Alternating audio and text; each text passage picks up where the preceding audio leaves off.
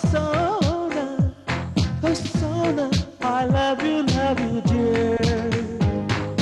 ಹುಣ್ಣಿಮೆಯ ಬಾಚಿಕೊಂಡ ಫ್ಲವರ, ಅವಳು ಮಿಂಚುಗಳ ಬಚ್ಚಿಕೊಂಡ ಪವರ, ಮಳ್ಳೆ ಬಿಲ್ಲ ಕುಟ್ಟುಕೊಂಡ ಕಲರ, ನಾನವಳ ಪ್ರೀತಿ ಮಾಡಿದಂತ ಕಥೆ ಸುಂದರ.